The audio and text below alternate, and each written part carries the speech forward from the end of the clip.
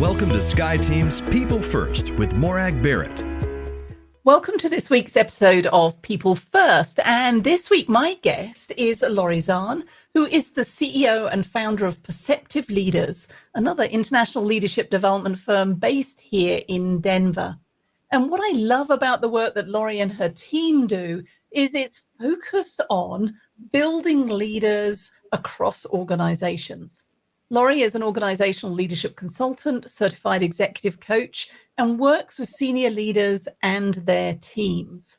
She spent the first half of her career in senior leadership at Citigroup and Anderson Worldwide before deciding to dedicate her work to helping people learn and develop as individuals and as leaders for their organizations.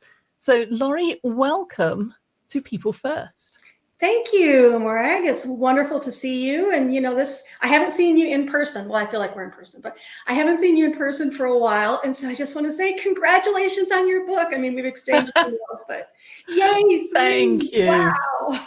Yeah, I mean, it's interesting on two fronts. A, so You, Me, We, why we all need a friend at work and how to show up as one, is about to hit the shelves and is getting some amazing early reviews. And you know what it's like, Laurie, in terms of creating and writing a book. It's just the tip of the iceberg. The rest of it is then bringing it to the market. Yeah. But what you just said there, we've never met in 3 dimensions, but our friendship, our working partnership has been spawned through the power of Zoom. And it's interesting. That's one of for me, the silver linings of the pandemic is just how many new connections I have around the world of people I might not otherwise have met in person, but deep relationships nonetheless. What's been your experience from the last couple of years?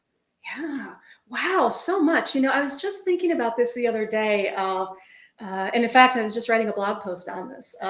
So much has been written about the pandemic. And what I've been thinking is, okay, it's interesting when things happen like the Great Recession, the big recession and the pandemic. There's all this change that happens, right? And we hope that some of it's good change, and we hope that it will stick with us and that it changes us as human beings and as people and as a planet, and we do things differently.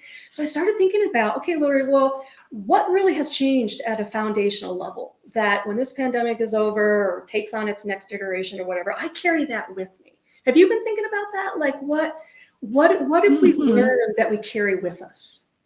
Yeah, and for me, it's discovering I'm a bit of a homebody and I don't want to be a road warrior again as we start to come out of our hidey holes. And that's the legacy I'm carrying forward is how do I increase the legacy and the ripple effect I'm having in a distributed environment versus having to be there physically? Ditto, Morag. It's because a whole lot of what we did coming into the pandemic was, as you do, these big leadership cohort programs. Where companies are flying people in from all over. We're there for 3 days leading these sessions. We're on airplanes. We're traveling. And a lot of that came to an end during that time. And it's kind of like, I'd rather like this. Not spending so much time go ahead. Yeah, well, I was going to say, we're going to dive deeper on that in just a moment, but I'm going to interject here then. Okay. And for my audience who are watching and listening to this week's episode, I'm going to start with your origin story. So before we get into the exciting of the work that you're doing now with leaders around the world, flashback to when you were at school and your teacher's asking you, well, what do you want to be when you grow up? What was your answer way back then, Laurie? School, like how old was I? Because I might have answered it differently. Let's go. I mean, I could call out the big stops and say elementary school. That's where I normally position it for people. So what were your childhood aspirations and dreams versus university where we're starting to formulate them? Yeah. So if you asked me that and you were my teacher, I would have said, I want to do lots of things. That was before, as adults, we realized, no, you have to specialize. You have to pick this one thing and do that, at least for a while. So I wanted to do lots of things. I consider I was really fortunate. I grew up in a university town, and my parents were of modest means. But the lovely thing about a university town is that there's a lot of diversity. There's people who do lots of different things, lots of different kinds of people. And what was really neat about that is it exposed me to lots of things as a young kid. So like the woman across the street, she was a psychologist. The next door neighbor, she was a regional manager, which was a big deal kind of then. And for women, What was it? Kelly Services. Do you remember Kelly Services? Oh, yes, I do remember that brand. Yeah. Yeah. So, I mean, she was quite senior in Kelly Services, had a professor a few doors down. So I saw all of these men and women, but, for me as a young woman, doing these incredible things. And when I looked across all of those, I knew. What I did know, Greg, is I wanted to have a career. That would be a significant part of my life. Well, why? Well, because it would be interesting. And so I knew that I loved people and I'd somehow be working with people, and I love ideas. And somehow those two would need to come together. So that's what I knew. The adults in my life, if you ask them, so adults like parents, teachers, older siblings, they all said the same thing. They all said, oh, you're going to be a teacher of some sort. I was like, okay. True enough, I did become a teacher. It took 15 years, but after working inside organizations, as you know, I've taught at the University of Denver for a decade. I teach online courses, so I'm teaching all the time. And you and I teach, I would say, when we lead cohort programs. Don't you think? Kind of, it's more facilitate, but there is an aspect of the teaching. So I did make a career pivot. Do you want to hear about that at 40? That took me. Well, I would love to hear that, because again, this is the other thing that I think when we look at other people's success and think, oh, I wish I wish I could do that. What we don't see is all the pivot points and choices that have been made along that journey. So what was the pivot point for you? Yeah.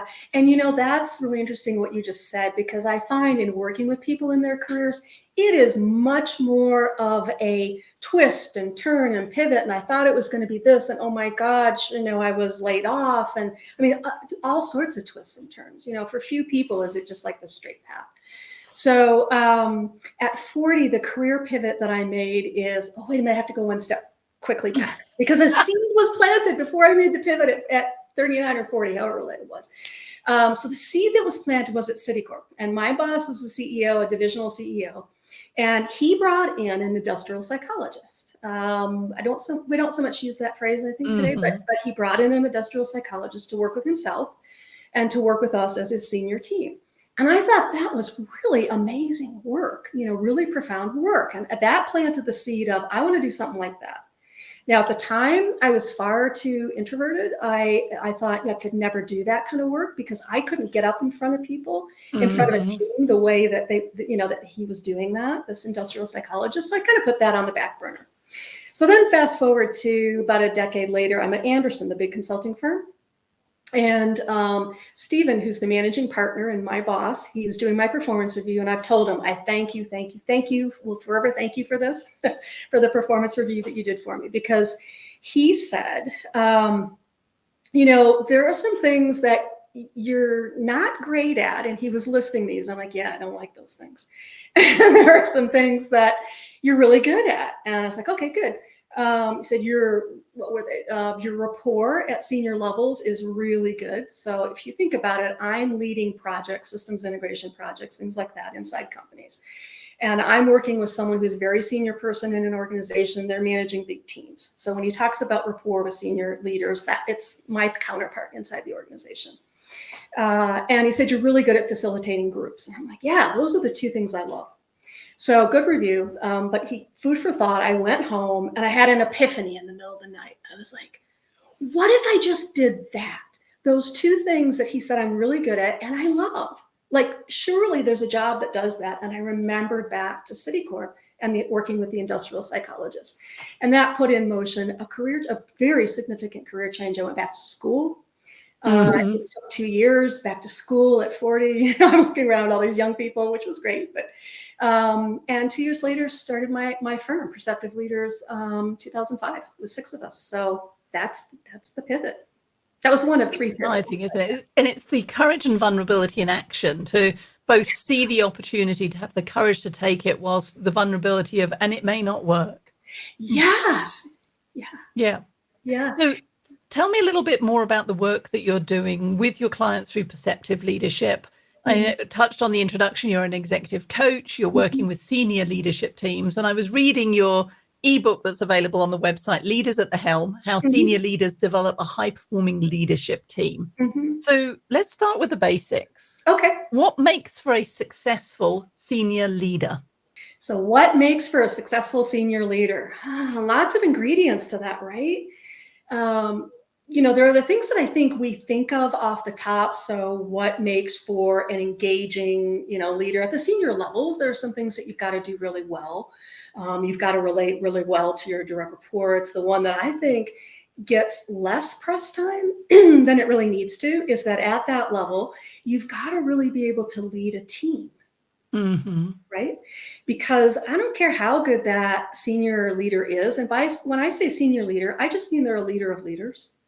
So that leader I don't care how good they are. I don't care how good you or I are. We've got to have a really strong team, right? That's what's going to make us successful in the broader ecosystem of the organization. So that's what I would say is really, to me, at the top of the list is they've got to be able to build and lead a really strong senior team. Well, that brings me to leaders at the helm then, because in there you share some of your proprietary framework and you've described it as the hub, the spoke and the rim, though not in the traditional wheel format. So talk us through the hub, spoke, rim that we'll discover in Leaders at the Helm. Sure. So if you imagine a wheel, we'll just go with that for a moment. So you imagine a circular wheel. And this is the team. And the team is operating in a much bigger ecosystem called the organization and all the external stakeholders, the board, everybody else that's in that. But for imagine a circle that's that senior team, whether it's a functional team, a regional team, a CEO's team, whatever it is, it's a senior team. So within that, you've got the hub in the middle, and in the center is the senior leader. And I think what you were talking about, a non-traditional view of that. So years ago, we thought of the hub, that's where all the power is. That's where all that's where all the big decisions get made. We'll turn that on its head. In today's organization, that hub, that senior leader, they've got to be very good at dispersed power, really making the team strong. So you've got the hub, you've got the spokes. So here it is it's a rim, it's a wheel. So you got the spokes. Well, who are the spokes? That's their direct reports. What's really key about the spokes, those are all colleagues. And they've got to work really well together. So to have a strong team, it's not all on the senior leader that's leading the team. It's on the people who are the spokes and their relationship on the rim. So do they have really good relationships? In your words, I think you call them ally relationships, right? That's correct. Yeah. Yeah. And, some people are really good, do you think? I find some are really good at building that naturally within the organization, and others not so much. They're more, what are they? They're more individual. They're more, I go my own way. Do you know what I mean? Yeah, I would describe that as the me first perspective versus a we first perspective. Yeah. So I'm curious, in the leaders that come to work with you and your team, what are some of the symptoms that they may be experiencing that are telling them that they need some external facilitation and support? Yeah. So what are some of the signs that they need that, like of a team that's not working well on the rim? Yeah. So the rim is where they come together. So imagine leadership team meetings and other things, but it's where they really do their strategic work. So what are some of the signs of that not working well and something symptom-wise is going on? A classic one is, oftentimes the senior leader will say to me, my team is great. And I'll say, okay, tell me about the team. Yeah, we pretty much all get along. And then there's silence. That's all they say. We get along. Well, how do you perform, as a team? Well, so symptomatically what you see when a team is not working really well, the classic one is they don't make decisions well.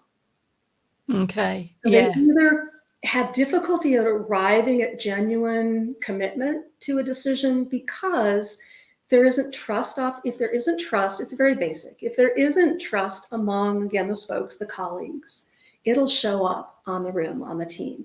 It'll show up it looks like they're in agreement, but they're really not. Well, what happens when they're not? They don't really have good discussions where they can debate because that takes trust, to have really healthy debate about things. So you get artificial agreement on decisions. And then what happens? Your decisions fall away. Yeah. I thought we decided that like 3 months ago. Why are we back at it? Well, because they didn't really decide it. They didn't really have the kind of conversations they needed to have. Is that like what you're looking for as an example? Well, it's certainly an example because I was asking for your experience. And so that whole thinking it, but not yet saying it within the meeting is one of, I think, the most undermining behaviors that a leader at any level can Yes. demonstrate. Yes. And even if we're positioning whatever our concerns are, our thoughts as a question that is curiosity that increases that shared learning, it is better than keeping it quiet and leaving and then potentially getting misperceived as a passive aggressive resistance to what was discussed and allegedly decided in the room. Yes. Yes. For me, when I'm working with leaders, one of the biggest challenges as they move through careers, and I know I struggled with this one too, is the two hats that we wear. Yes. The one is I've grown up in HR, for example, I'm an expert on HR, that is my hat. But now I'm on a team of peers. And which takes priority? Should I be wearing my functional hat or the business hat? Yeah. How do you help coach leaders to understand even what hat they're wearing and when they need to take one off and put the other one on? So I don't know if we talk about that in the ebook. So I don't know if you were drawing from that, but yeah, there's the two hats, and that is often a lot of it. So yeah, I've got let's say I am the head of sales, for on a team. And so that's my functional hat that I'm wearing. And I'm looking out for my team, my goals that I need to reach. And when I show up on the rim, I am representing that and I am thinking about that. And I'm dually charged. And back to the hub, the leader at the hub, they need to really make sure, bless you, they need to really make sure that I'm cognizant of the fact that I do wear two hats. And that when we come together on the rim, the primary hat is our collective. Bless you again. Excuse me. Mine come in threes. We'll see if you're We'll see. Normally I'm a twosie on sneezing. We'll just digress for a moment there, but there you go. I'm just glad I managed to catch the mute button. You were quick on that button. Yeah. Yeah. So that's part of it is knowing and I talk to teams about that. Okay. You just walk through the door and you're now in the room. So what is it that you need to be able to set aside for a moment? Bring in the functional hat when you need to, but really what you're here to do is the work of the organization. And that cuts across all of your functional areas. Yes. And it's tricky. It really is because, if I've got a team, so I've got this sales team, I'm very probably loyal to that team and they're front of mind. I want to represent them. And that's very much my job. It is. And my job is also, I'm on the rim. I'm part of this leadership team, and I have to make decisions that might run contrary for the good of the rim to, my individual team. Do you know what I mean? I do. I was talking with Charlene Wheelis on a previous episode of People First, and she wrote the book You Are Enough. And one of her 3 leadership mantras is choice, not chance. And your description there just made me reflect on Charlene's comment, because as a leader, if we're walking into the room, whichever room it is, whether it's a Zoom room or a meeting room, whether I'm getting on a call with one leader or a team, it is making a deliberate choice as to who and how I need to show up in this conversation. Yes. For the goals of this meeting and conversation. And sometimes that means pulling my functional hat down tight and owning it. And sometimes it's letting that go, or the frustration of a previous conversation and being present in the moment so that I can be the best leader I can and help you and the team to be better together. Yes. And so that physical choice that you were just describing, I think, is key. And what many less experienced leaders are too busy rushing on their hamster wheel to pay attention to. What are your thoughts? Yeah. Well, like I said, it's understandable that I have this loyalty to my team, and I'm never going to forget that, when I show up in the room. So it really is a cultivated, a learned skill, again, back to the hub of really helping the team with, okay, we're in the room. We're dealing with the enterprise and organization-wide, and we need to make the best decisions for the organization. So that senior leader at the helm is really a big part of that. Continually, it's kind of like meditation. Keep coming back. Keep coming back. Thoughts go all over the place. Keep coming back. But that's the discipline for a team. That's really the work we're doing when we come together. And it's very much, teams learn it all the time. So learning all the time, it's a journey. And I know the other part of your practice is about professional transitions. And we touched on them as we move through our leadership career and recognizing the need to balance functional expertise with business, cross-functional acumen. Right. What are some of the other professional transitions that you're actively helping leaders navigate? Yeah.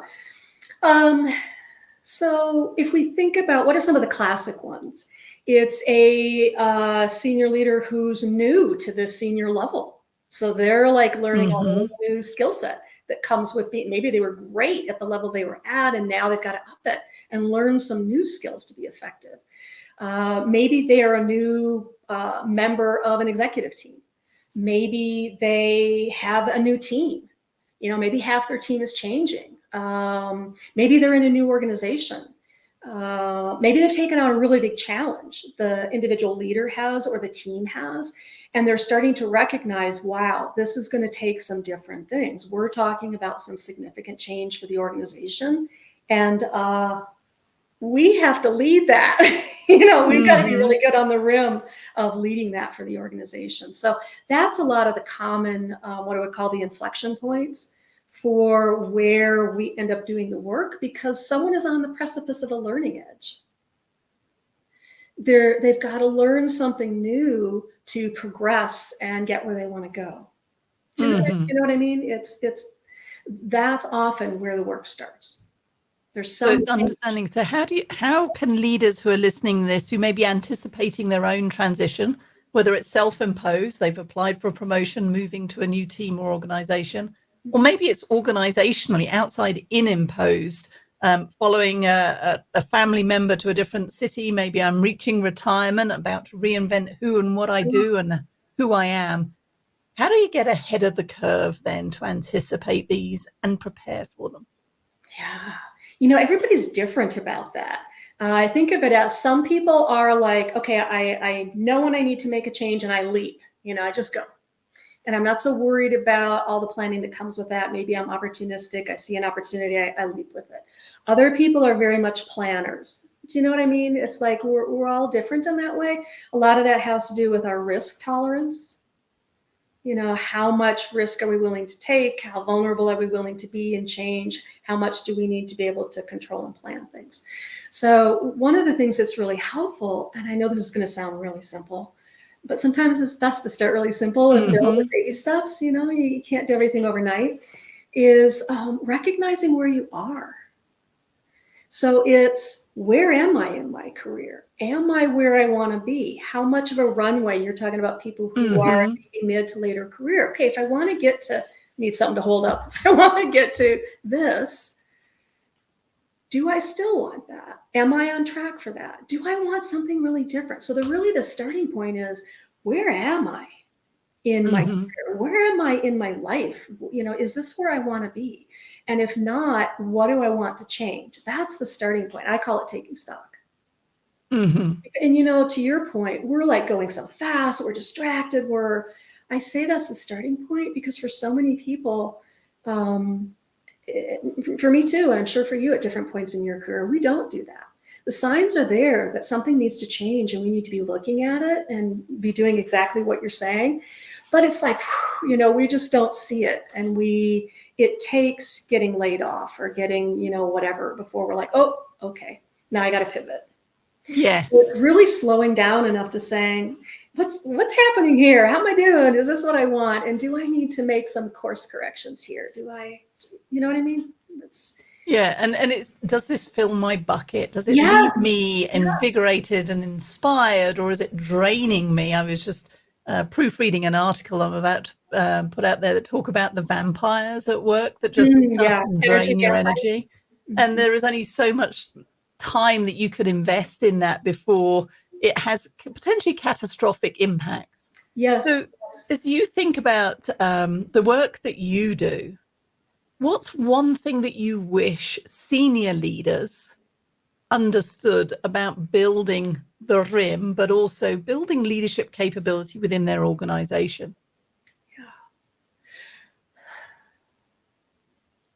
I think they understand it at some level. Certainly when you start the conversation, like, oh yeah, I just haven't thought of that recently, is that teams don't just magically take care of themselves. You can have the best, brightest individuals coming together, and they don't necessarily come together to be a really high-performing team.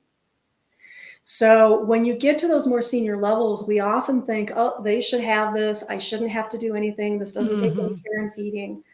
Well, it does, really. There's stuff that you need to do if you really want it to be a high-performing team to support you and the organization. That's where I would start. And again, that's another simple one. But for a lot of people, there really is the expectation, wait, they're accomplished in their career there. I shouldn't have to do anything with this. They should know what to do. Well, yeah, they are really great. And, there's something called building a strong team. And there's skills with that. And you can develop it and build on what you already have and take everybody up a level. It's like that phrase, rising tide lifts all boats. Yes. Yeah. So it would be for a senior leader, I guess there'd be an A and a B. B just came to me. So A would be, it does take some work to get to that. And B would be, it does take a level of investment. And for some people and some types of organizations, investing in themselves, investing in myself as a leader, investing in my team is tough. It's like, I'll invest in the people, other things, but to invest in myself, that's hard. For some people, that's really hard. It feels selfish. It feels like, well, I should know all this. I should. So that's part of it too, is, okay, really an honest assessment of where are you at in your career, in your performance, where's your team, and what level of investment would be really good to take you up that notch. Because again, when you rise, when you get better, you raise it for the whole ecosystem of the organization. And for sure, a senior team, the impact of a senior team is their footprint is huge. Yes, the ripple effects can be underestimated at your own cost. Yes. So for those listening and watching this episode of People First, if we've piqued their curiosity, they want to learn more, how can they learn more about you and your work? And of course, get their hands on that ebook I mentioned. Sure. So that's one of several out there. I will have our website, which is www.perceptiveleaders.com. For the leadership side of what we've been talking about, just click on leadership development. There's two options. For what we've been talking about, mid to later career, it's under professional transitions. So just take a peek there on the site or reach out. You'll have my contact information. I'm very accessible. Just reach out and say, hey, that thing you talked about, with Morag, or that, just reach out and let's start a conversation is what I'd say. And for the professional transition side, so the mid to later career, though the online courses for that start again, they repeat, they're twice a year, and they start again on October 24th. Laurie, it was a pleasure to talk with you this week on People First. Always. I'll make sure all of that information is in the show notes. Great. Thank you so much. Thank you for having me, and take good care, everybody. Thank you so much for joining Morag today. If you enjoyed the show, please like and subscribe so you don't miss a thing. If you learned something worth sharing, share it. Cultivate your relationships today when you don't need anything before you need something. Be sure to follow Sky Team and Morag on LinkedIn, Facebook, Twitter, and Instagram. And if you have any ideas about topics we should tackle, interviews we should do, or if you yourself would like to be on the show, drop us a line at info@skyteam.com. That's SKYE team.com. Thanks again for joining us today, and remember, business is personal and relationships matter. We are your allies.